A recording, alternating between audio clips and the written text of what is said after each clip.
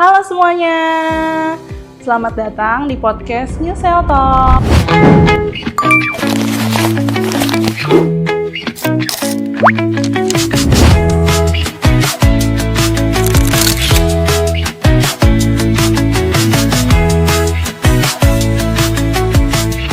Ketemu lagi sama aku Luna yang akan memandu bincang-bincang hari ini. Hari ini kita mau bahas mengenai topik yang jadi banyak pertanyaan nih dok, mengenai kantong mata. Karena Luna lihat pasien kantong mata cukup banyak nih dok di New Cell Clinic. Nah semoga melalui podcast ini Luna harap bisa menjawab semua pertanyaan sahabat-sahabat New Cell mengenai kantong mata. Nah kali ini udah ada bersama Luna Dr. Debbie Intan. Sebagai narasumber kita hari ini, mau tanya nih, sebenarnya kantong mata itu apa sih? Kenapa orang-orang tuh banyak concern banget mengenai kantong mata? Oke, seperti namanya kantong mata. Jadi ada terlihat tonjolan yang membentuk seperti kantong di area bawah mata. Nah, yang orang suka banyak salah tuh adalah mereka kira semua tonjolan di bawah mata itu adalah kantong mata. Padahal belum tentu. Bisa aja itu penumpukan cairan, sembab, seperti contohnya kalau kita habis nangis itu kan sembab. Nah biasanya kalau sembab itu nggak lama, bisa hilang, misalkan pagi sembab, pas kita bangun mata sembab, pas siangnya udah hilang. Atau bisa juga ada infeksi di area sekitar mata yang menimbulkan penonjolan. Nah kalau kantong mata sendiri, ciri-cirinya tuh dia permanen sifatnya. Dia nggak akan, kayak pagi lebih besar dong, kalau siang kempesan, itu biasanya bukan kantong mata. Kalau kantong mata selalu tetap bentuknya atau tetap besarnya.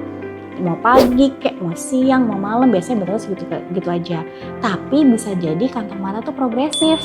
Tambah kalau kita nggak atasi ya segera ya, dia bisa yang tadinya penonjolannya sedikit, lama-lama membesar gitu. Nah itulah sebabnya dibutuhkan konsultasi, karena setiap kondisi itu memerlukan penanganan yang berbeda. Begitu. Dok, banyak orang bilang kantung mata itu terjadi karena penumpukan lemak. Bener nggak sih dok?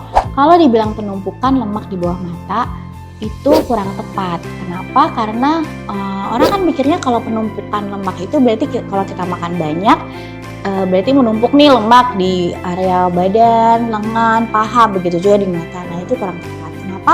Karena jumlah lemak di area bawah mata itu cenderung konsisten, jadi segitu-gitu aja. Mau kita makan banyak, mau kita diet, dia akan segitu-gitu aja. Nah apa yang sebenarnya terjadi sampai terbentuk kantong mata adalah sebenarnya karena herniasi dari lemak gitu. Jadi kita tuh diciptakan sama Tuhan dari bayi tuh sudah punya bantalan lemak di bawah mata. Jadi posisi bantalan lemaknya tuh tepat di bawah bola mata. Gunanya buat apa? Ya kan bola mata kita itu kan bergerak ya. Kalau kita lihat ke atas, ke bawah, ke kanan, ke kiri gitu. Karena dia mobile, nah dia butuh bantalan lemak yang memang Tuhan sudah berikan kita sejak lahir untuk melindungi si bola mata ini supaya nggak langsung friksi dengan tulang di bawahnya. Nah cuma waktu kita muda, jaringan-jaringan penyangga di depannya, kulit, otot, ya jaringan ikat lainnya itu masih kuat. Jadi dia bisa menyangga si lemaknya ini tetap di posisinya. Tapi by time aging, penuaan, itu jaringan-jaringan penyangganya ini mulai melemah. Akhirnya si lemak yang tadinya di posisinya itu jadi melorot keluar. Jadi lebih tepatnya tuh karena herniasi lemak. Jadi karena penyangganya udah nggak kuat, si lemaknya nggak ada yang nahan, dia melorot ke luar. Itu penyebab terbentuknya tonjolan lemak di area bawah mata. Jadi sebenarnya yang bermasalah bukan lemaknya ya dok, tapi penyangganya ya.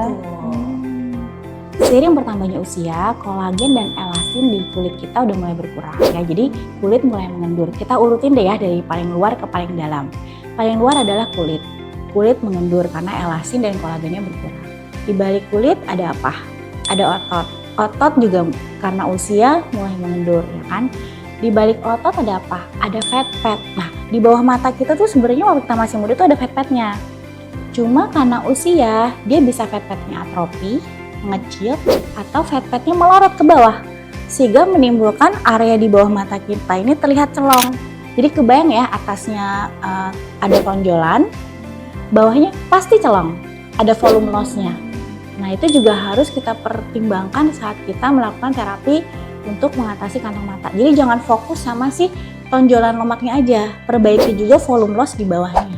Lapisan yang paling dalam adalah tulang. Seperti yang kita ketahui, tulang juga kan mengalami osteoporosis gitu. Nanti aku akan taruh gambarnya di sini ya, perbandingan antara anatomi mata pada waktu kita masih muda sama anatomi mata waktu kita udah mulai usia. Nah itu bisa dilihat tulangnya itu yang tadinya kokoh ya, tebal, nah itu mulai mengalami pemendekan. Karena dia pendek, akhirnya dia tidak bisa menopang fat pad di atasnya sehingga terjadi herniasi lemak keluar gitu. Tapi kalau kita kurang tidur nih dok, ya kan, pas bangun itu juga kita juga ada kantung mata kan? Itu beda Luna. Jadi kan aku tadi udah jelasin ya, kalau kantong mata itu sifatnya relatif konsisten gitu. Jadi dia nggak akan kayak, oh hari ini nggak ada, terus kita tidur besok bangun tidur tiba-tiba ada gitu. Itu kalau kantong mata asli atau kantong mata murni itu nggak mungkin kayak gitu. Nah, apa yang terjadi kalau kita pas bangun tidur terus mata kita kayak ada tonjolan seperti kantong mata? Itu biasanya penumpukan cairan. Kita sebutnya puffiness gitu. Jadi kalau puffiness itu lebih gampang kita atasi dibandingkan kantong mata. Biasanya karena apa? Karena kita habis nangis, sembat gitu, atau genetik memang dia kalau bangun pagi memang suka puffiness, tapi nanti kalau udah agak siang udah reda. Untuk puffiness juga ada tipsnya juga Luna. Jadi puffiness itu terjadi karena cairannya itu nggak lancar, nggak terbuang ke jaringan limfatik dengan lancar. Jadi caranya tuh gampang, kita bisa massage aja gitu ke arah luar sini ya, supaya dia masuk ke pembuluh limfatik. Tapi kalau ternyata kantong mata murni yang karena herniasi lemak, kamu mau massage gini berkali-kali pun itu nggak akan hilang karena penyebabnya beda gitu. Oke dok, kalau pakai eye cream nih dok, bisa nggak nih untuk menghilangkan kantong mata? Oke, jadi seperti yang aku udah jelaskan tadi ya Luna. Jadi terbentuknya kantong mata itu terjadi karena banyak faktor. Mulai dari kulit, otot, lemak, sampai juga ke tulang. Jadi kalau diklaim eye cream aja bisa memperbaiki kantong mata itu kurang tepat. Karena kan kita tahu eye cream itu kerjanya termasuk kategori skincare ya, kerjanya di kulit aja, jadi dia hanya bisa memperbaiki area kulit bagian luar. Paling bisa menghidrasi, membantu melembabkan, mengurangi kerutan-kerutan halus gitu. Jadi jangan tergiur sama iklan-iklan yang mengklaim kalau eye cream itu bisa memperbaiki kantung mata. Mungkin bisa kalau si eye creamnya ini membuat plumpy. Jadi kayak area bawah mata ini kan kita ada volume loss juga kan. Jadi ada tonjolan lemak, bawahnya volume loss. Nah, eye cream itu banyak yang bekerja di membuat bagian yang volume loss-nya tuh lebih plumpy gitu. Jadi seakan-akan kayak mata tuh lebih segar gitu. Seakan-akan mengurangi masalah kantung mata. Tapi sebenarnya masalah utama kantong matanya sendiri yaitu herniasi dari lemaknya itu belum teratasi gitu.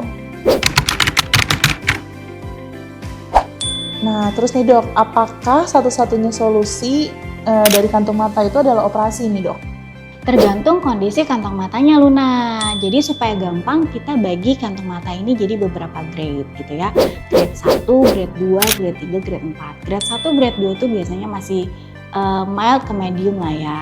Tapi kalau udah grade 3, grade 4 itu udah baiknya operasi karena udah masuk indikasi operasi untuk hasil yang maksimal. Tapi kan nggak semua orang mau dioperasi gitu ya. Mungkin mereka masih takut, secara psikologis masih takut, atau memang mereka itu punya kondisi kesehatan yang tidak memungkinkan untuk operasi. Seperti dia punya darah tinggi yang tidak terkontrol gitu misalnya, atau punya diabetes yang tidak terkontrol, atau punya masalah-masalah lain gitu ya. Nah itu biasanya mereka mencari alternatif lain untuk mengatasi kantung mata selain operasi. Nah, apa aja pilihannya? Teknologi kedokteran kan semakin canggih ya. Mereka terus mengembangkan teknologi untuk membantu mengatasi kantong mata nih. Salah satunya adalah dengan teknologi ultrasound. teknologi ultrasound. Jadi ultrasound kan gelombang suara gitu, jadi relatif jauh lebih aman. Cara kerjanya tuh dia kita tempelkan di kulit di area kantong mata, di area bawah mata ya. Nanti dia akan mengeluarkan gelombang ultrasound yang akan masuk menembus kulit sampai ke lapisan lemak, dan dia akan memecahkan lemak secara bertahap tanpa melukai lapisan kulit di atasnya. Nah itu yang sekarang pasien-pasien dicari ya sama pasien-pasien untuk mengatasi kantong mata secara bertahap tanpa operasi gitu. Teknologi ultrasound sendiri ini kan termasuk baru ya dok. Apa benar-benar bisa menghilangkan kantung mata? Oke, seperti yang saya jelaskan tadi ya, teknologi ultrasound ini kan termasuk teknologi baru yang bisa mengurangi lapisan lemak yang ada di area bawah mata. Oke, tapi dia hanya mengurangi lemak bawah mata. Sedangkan tadi saya jelaskan bahwa kantong mata ini nggak cuma masalah lemak aja gitu loh. Ada kulit yang mengendur, ada otot yang mengendur, ada volume loss dari atrofi lemak atau lemak yang melorot ke bawah gitu. Selain itu ada juga tulang yang mulai mengecil gitu. Sebenarnya ultrasound bisa membantu mengurangi lemaknya, tapi jangan berhenti sampai situ. Tapi kita juga harus memperhatikan hal-hal lain seperti memperbaiki skin quality supaya kulitnya kencang lagi. Ototnya juga kalau bisa kita kuatkan lagi dengan IMS, elektro muscle stimulan.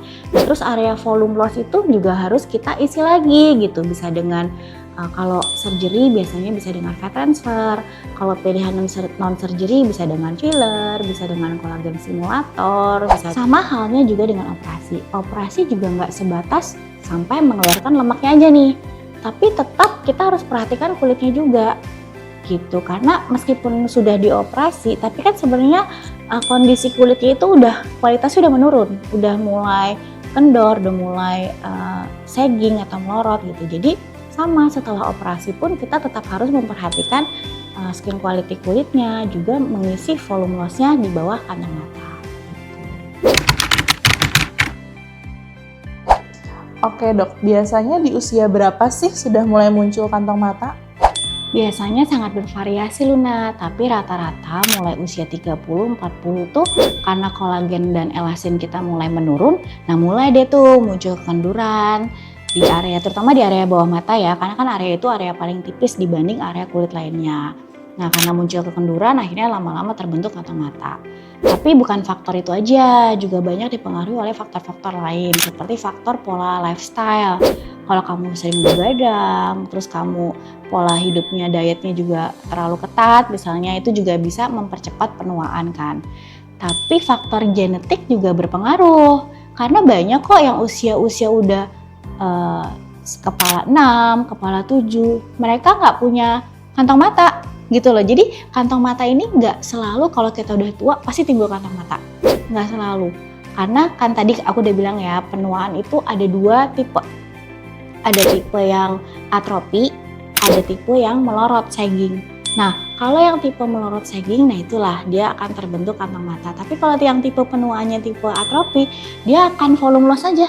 Jadi dia akan kayak masuk gitu ke dalam, colong ke dalam. Dia tidak terbentuk kantong mata. Nah, di sini nih suka salah persepsi ya orang itu. Dok, aku kantong mata nih, pas datang ternyata dia volume loss.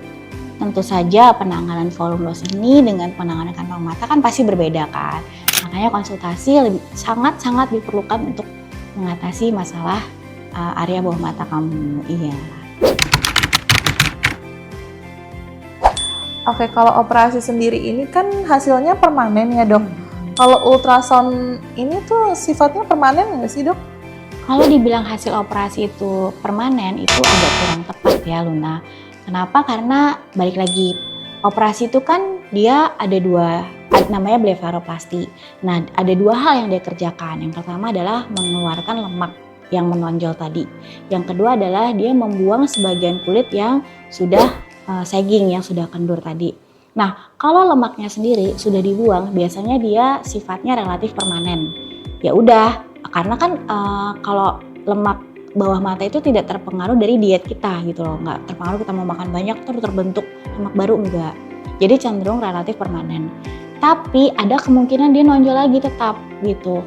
Nah, nonjol laginya kenapa? Karena ada herniasi baru. Kebayang ya, jadi lemaknya misalnya tadi udah herniasi gini, udah herniasi melorot nih gitu, terus kita removal nih lemak yang melorot. Tapi kan ada kemungkinan karena jaringannya kendur, dia melorot lagi yang baru gitu, keluar lagi. Nah itu adalah yang pertama. Yang kedua adalah kulit. Kulitnya memang sudah dibuang sebagian, karena kan kendur kita buang sebagian. Tapi kulitnya itu kan pada dasarnya sifatnya udah kendur, jadi kayak kamu kebayang nggak kalau baju kain yang sudah kamu pakai, udah sering banget kamu pakai, lama-lama kan jadi tipis dan melar. Akhirnya kayak kamu pas kamu pakai kok kayak kegedean gitu ya. Akhirnya kamu jahit, kamu kecilin. Tapi sebenarnya si kainnya itu sendiri kan sudah tipis gitu loh. Jadi resiko si kainnya itu untuk kendur lagi itu tetap ada gitu. Jadi sebenarnya kalau dibilang operasi itu permanen apa enggak, kurang tepat karena proses aging akan jalan terus, nggak akan bertahan seperti itu. Gitu. Nah kalau ultrasound gimana ceritanya? Ultrasound permanen juga apa enggak? Sebenarnya prinsipnya sama sih, ultrasound itu kan mengurangi lemak yang herniasi ya gitu, dan sifatnya relatif permanen. Kalau lemak udah dibuang ya udah gitu kan, udah kempes udah.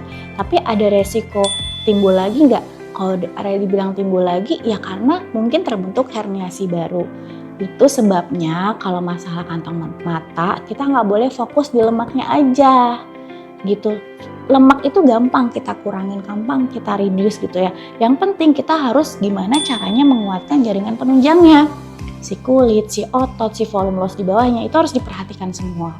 Gitu. Jadi karena mereka adalah satu holistik gitu, nggak bisa fokus di lemaknya aja. Gitu.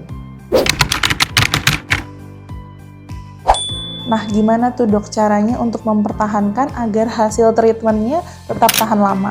Oke, kalau ditanya gimana caranya untuk mempertahankan hasil treatmentnya lebih tahan lama, itu kita harus memperhatikan faktor-faktornya tadi gitu ya. Jadi faktor pertama faktor lemak.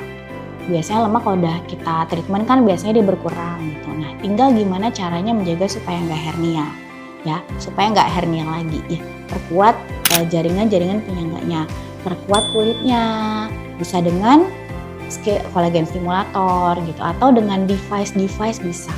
Ultrasound juga bisa sebenarnya. Terus perhatikan juga ototnya. Ototnya bisa kita perkuat dengan IMS. IMS tuh namanya electromuscle stimulator.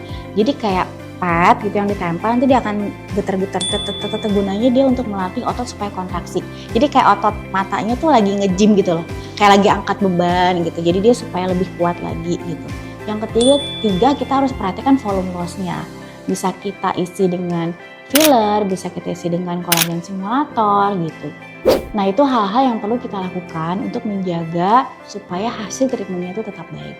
Ya karena penuaan jalan terus, jadi kita memang harus kayak kejar-kejaran gitu. Mulai kendor kita perbaiki, mulai melorot kita perbaiki lagi, ya, kayak gitulah gitu ya.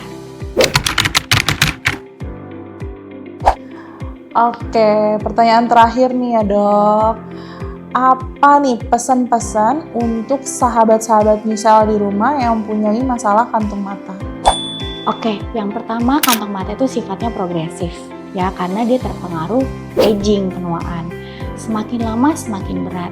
Dari grade 1 bisa berkembang jadi grade 2, grade 2 bisa berkembang jadi grade 3, grade 3 berkembang jadi grade 4. Jadi grade berapapun kamu saat ini, segeralah atasi atau rawat kantong mata kamu sebelum menjadi berat. Gitu. Karena kalau udah makin berat, makin kompleks lagi yang harus kita lakukan untuk memperbaikinya gitu. Jadi misalkan pertamanya grade 1 biasanya muncul lemaknya atau hernia lemaknya masih sedikit, ya kan masih lebih gampang gitu. Tapi kalau ditunda-tunda akhirnya progresif ke grade 2. Lebih banyak lagi lemak yang hernia.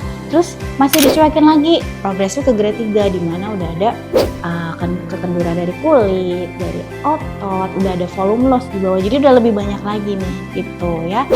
Terus selain itu juga jaga pola lifestyle, karena selain penuaan, lifestyle kita juga berpengaruh gitu. Kalau kita tidur nggak cukup, diet terlalu ketat, akhirnya lebih cepatlah penuaan dininya, lebih cepatlah progresivitas dari si kantong mata itu. Nah, pesan yang kedua, kalau teman-teman atau sahabat Nusa ini udah kantong matanya udah di grade 3 dan grade 4 gitu, yang udah dimana indikasi operasi untuk hasil yang maksimal, tapi masih takut dan memilih untuk opsi non operasi gitu. Nah, balik lagi non operasi berarti memang harus bertahap, nggak bisa sekali gitu loh. Jadi misalkan sahabat Nusel mau nih cobain treatment ultrasound gitu ya, dia akan mengurangi lemak secara bertahap gitu. Nah, gampangnya grade semua ditambah 1. Jadi grade 1 minimal 2 kali, grade 2 minimal 3 kali, grade 3 minimal 4 kali, grade 4 minimal 5 kali. Jadi memang harus rutin, tapi enaknya adalah dengan treatment ultrasound ini tidak ada downtime. Jadi setelah treatment bisa langsung kembali ke aktivitas seperti biasa gitu. Nah, karena bertahap ini banyak sahabat Nusel tuh yang high expectation. Jadi mereka kira baru 1 kali treatment tuh udah langsung berkurangnya banyak. Padahal si ultrasound ini kerjanya mengurangi lemak sedikit demi sedikit gitu. Jadi dia nggak langsung banyak, memang bertahap gitu. Yang penting rutin aja treatmentnya, sebulan sekali kan nggak mengganggu aktivitas juga kan, karena cuma sebulan sekali treatmentnya dan sekali treatment tuh cuma kurang lebih setengah jam gitu. Jadi bisa walk in ke klinik gitu, treatment sebentar selesai. Dan yang paling enak adalah nggak ada downtime gitu loh. Nah, pesan yang ketiga adalah kebanyakan sahabat misalnya tuh karena punya kantong mata ya, dia fokus sama masalah kantong mata aja. Padahal sebenarnya kantong mata itu salah satu tanda bahwa skin quality seluruh wajah itu sudah mengalami penurunan gitu. Nah, karena kantong mata itu area wajah, area kulit wajah yang paling tipis, jadi dia kelihatan duluan gitu loh. Padahal sebenarnya area-area lain juga udah mulai penipisan gitu. Nah, makanya kebanyakan orang yang punya masalah kantong mata itu disertai dengan area dahinya juga udah mulai banyak kerutan, area pelipisnya mulai colok, area pipinya udah mulai turun, smile-nya udah dalam, area tubuh dalam. Pokoknya intinya adalah semua area wajah tuh udah mulai sagging gitu. Jadi jangan fokus ke kantong mata aja, tapi juga perbaiki seluruh skin quality dari wajah gitu. Oke, baik. Terima kasih Dr. Debbie untuk penjelasannya yang keren banget, yang bisa memotivasi juga untuk sahabat-sahabat Nusel lebih memperhatikan kantung matanya ya, Dok. Sayang banget nih, Dok, obrolan kita. Iya. Oke, sahabat Nusel. Iya, betul, Dok. Next, kita akan bahas apa lagi? Ditunggu ya, sahabat Nusel. Oke, buat sahabat-sahabat Nusel yang ada di rumah, kalau sahabat Nusel ada pertanyaan-pertanyaan lain, boleh ya tulis di kolom komen di bawah ini. Atau kalau sahabat Nusel di rumah mau konsultasi langsung bersama Dr. Debbie, langsung call customer service Nusel Clinic yang nanti linknya akan aku taruh di bawah sini ya, sahabat-sahabat Nusel. Oke, sahabat Nusel, sampai jumpa lagi di Nusel Talk yang akan datang. Bye-bye!